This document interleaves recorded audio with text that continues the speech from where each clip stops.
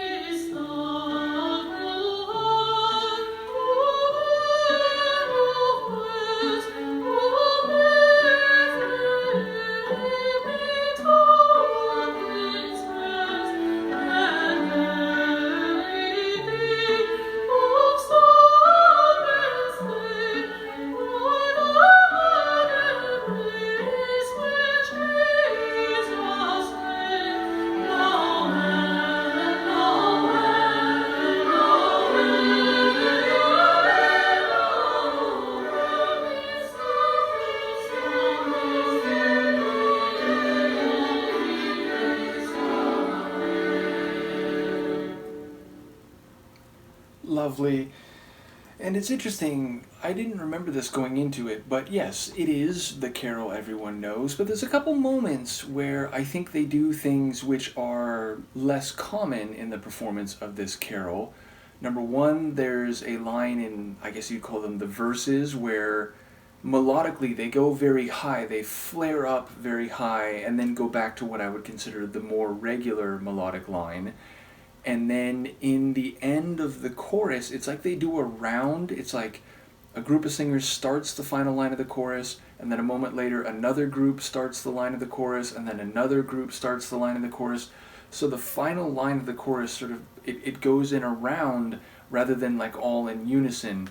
So yeah, I don't know if those are stylistic choices specific to the Vienna Boys Choir, or maybe even just this recording by the Vienna Boys Choir, or maybe it's the way the carol is performed in Austrian holiday circles. Either way, I enjoy it, and it gives this particular rendition of it a specific flavor. So yeah, again, wonderful voices, and I like the accompaniment, the plucked or like pizzicato strings, I think are a very nice touch. They give it a soft but also bouncy sort of elegance, and then there's some, bowed strings as well. So yeah, it's just a very light and lovely arrangement in addition to the fantastic vocal performances. So again, I've done only a few reactions to this CD, which it annoys me just because it's a CD that I definitely remember my parents had in physical form. At some point I ripped it, so I have it on my computer, but I don't actually have the CD or case anymore. So yes, I know that there are, I think it's like 14, 15. I suppose I could check, because again, I have the folder open. Oh, there's 18 tracks on it, and I think I've done maybe 4 reactions to them previously.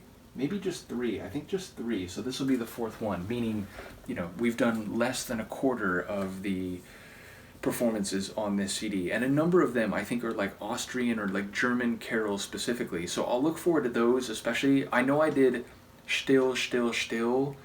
I think that was like the first one I did, because that one always stood out to me. I just always loved the sound of that, and it was a carol that I only knew through this CD.